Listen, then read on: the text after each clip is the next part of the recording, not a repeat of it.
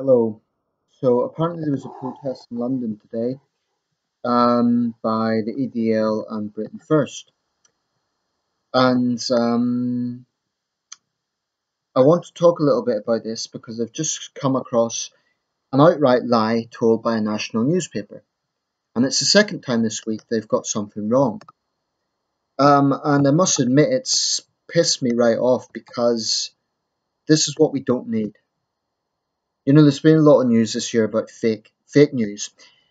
Some of it's exaggerated, but there's definitely sometimes blatant distortion going on in segments of the media.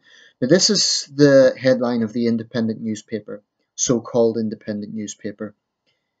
Police make 14 arrests as rival groups clash at joint Britain First EDL protests in London. Now, the photographs shows Metropolitan Police escorting this rally, and they've got Union flags and a few other flags there. And this is the problem. In the report, the Independent claimed, and this was on the Facebook page as well, that protesters arrived covering their faces. The way this is reported clearly insinuates that it is the right-wing protesters who are covering their faces. So I saw a lot of comments saying things like they want the burqa ban, they want Muslim headscarves banned, but they're the cards hiding their own faces. Here's the problem. It wasn't the right-wing groups that were hiding their faces, but the far-left groups that came to confront them. Unite Against Fascism and Antifa. This is very characteristic of their behaviour. There are hardcore segments on the far left that turn up to these things to counter what they see as fascism. They usually dress all in black and they cover their faces. Now, the giveaway is that they wave red flags. Does that sound like a right-wing group? But the Independent is reporting this as the right-wing groups were blocking their faces. Look at the photographs. I have to say I feel rather disgusted that the bias of the so-called Independent is disgusting. Now, this rally organised by Britain First and United and the EDL, they don't exactly help themselves sometimes with their PR messages like we're going to have 3,000 patriots. And there's certain techniques that they use I don't really approve of. I think there's a kind of football hooligan type image that goes with some right-wing groups, and I think they don't really care about their image issue. If they were a little bit more responsible in their image, I'd be more sympathetic to them. I'm also very wary of some of their origins, which are related to, frankly, neo-Nazi factions. And I never want to be in a situation whereby my hatred of Islamism turns into an endorsement of neo-Nazism. I would never ever go down that line. Now, of course, a lot of people in the EDL and Britain First would say that they don't believe in white supremacy and all the rest of it, and they would point out that they've got ethnic members, which they do. But suffice to say, I'm wary enough about those organisations. But what I find hard to accept is that there are segments of the media who will condemn right-wing groups but completely ignore the behaviour of far-left groups. I've never really trusted the UAF because wherever they are, they get involved in violence. They're thugs. And because they masquerade as being anti-fascists, there's this idea that they have a moral high ground. You know, where the hell were they whenever we have seen Islamist attacks? These people are moral cards. They really are, because they're very selective on what they are against. You can't say you're against fascism if you actively try to downplay Islamist fascism. That's what they do. And what I find disgusting about far left groups is the way that they associate criticism of Islam or criticism with this threat as being fascist, as being neo-Nazi. And the thing is, this sort of mentality is just going to give the likes of Britain First and the EDL far more support.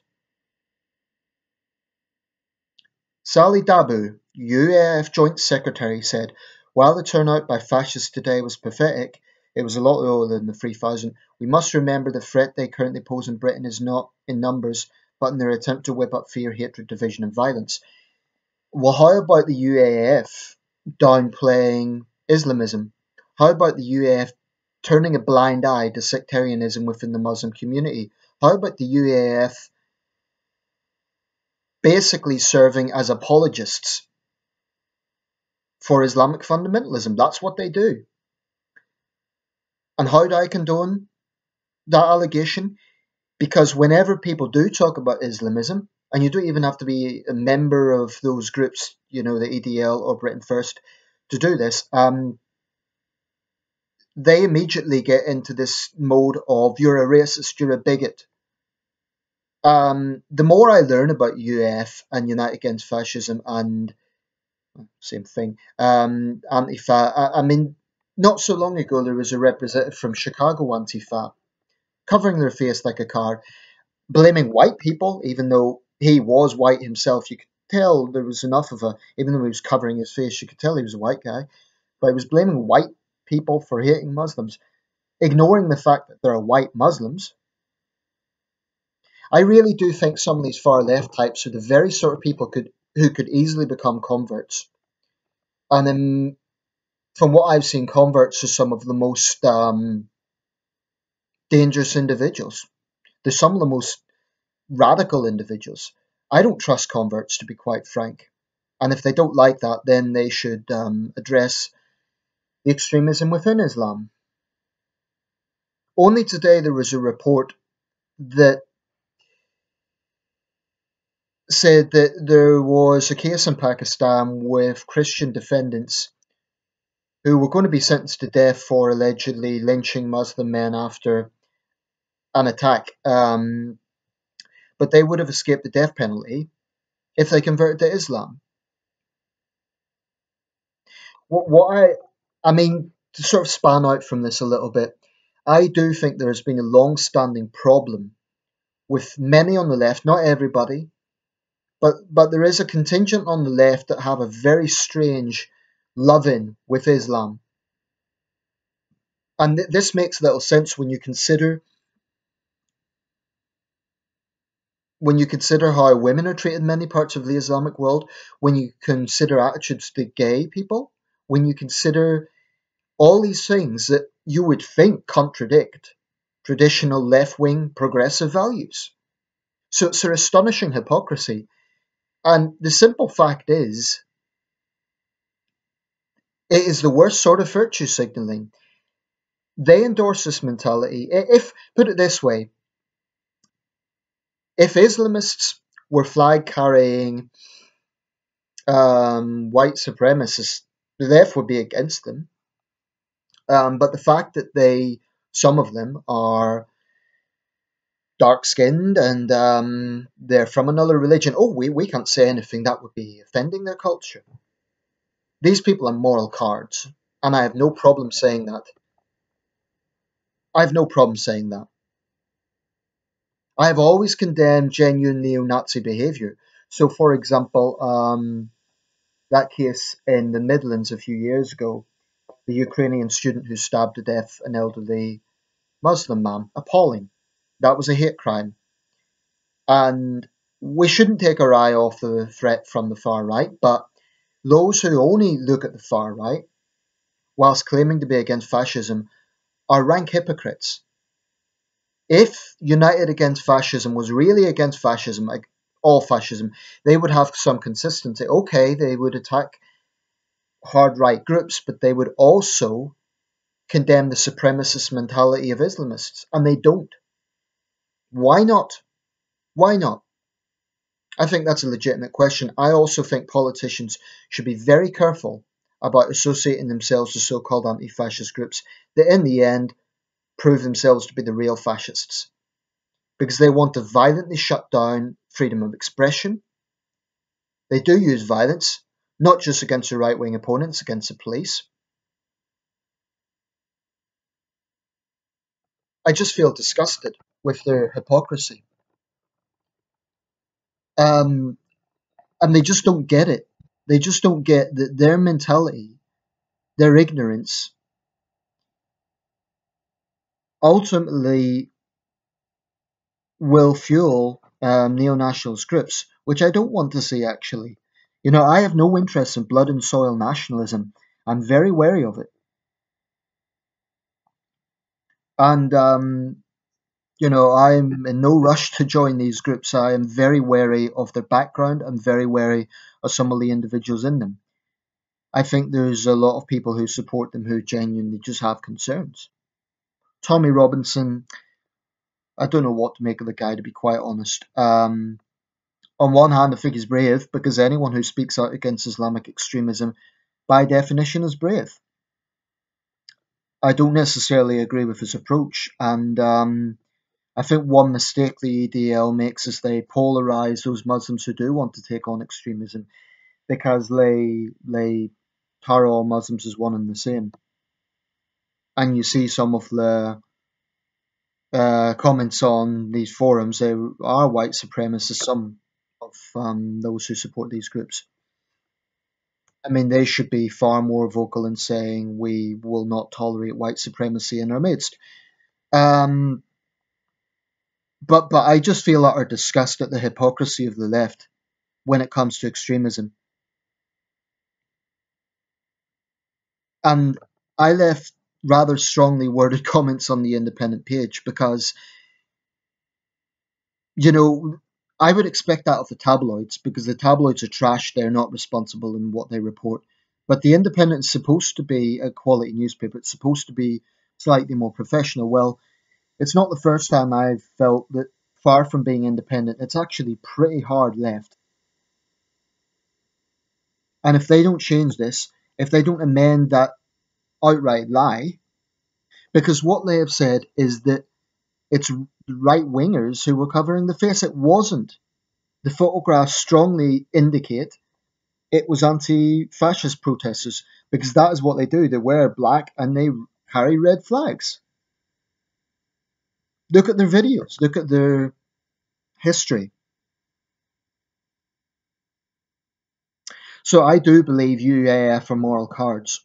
They may stand up to neo-nationalist groups, but they're not only silent about Islamic extremism, they are outright appeasers. They're outright appeasers, and that is unacceptable. At the very, very least, even if they're not going to speak out against Islamic extremism, the fact that they will go out of their way to silence criticism of Islam really speaks volumes. It really does.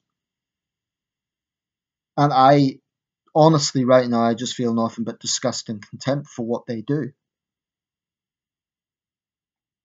And unfortunately, looking at the Independent's thread,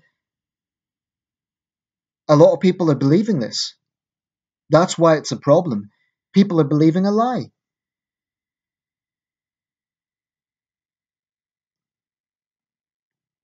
Now, if this is a genuine mistake, they should amend that immediately and do better research next time.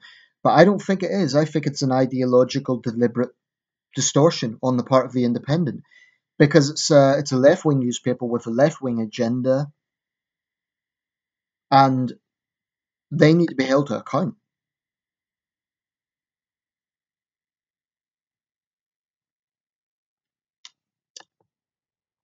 You know, the saddest thing, I will round this up soon, but these issues are so important.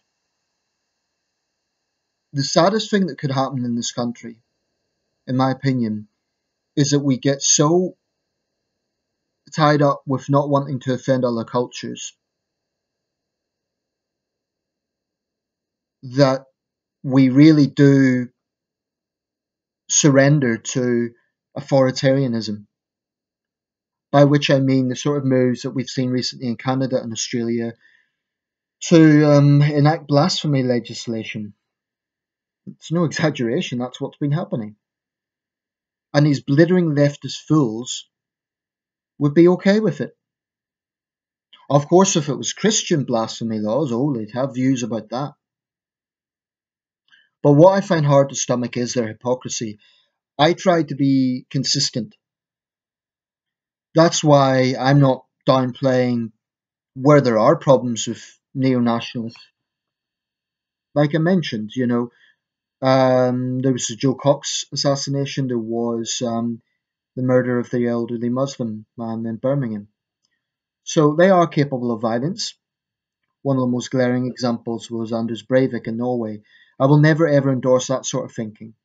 That is toxic, that is poisonous. One of the worst examples was David Copeland in London. I mean, what he done was disgusting. So certainly that is an aspect of right wing groups. And I also think that's another problem I have with the EDL and Britain First. They downplay.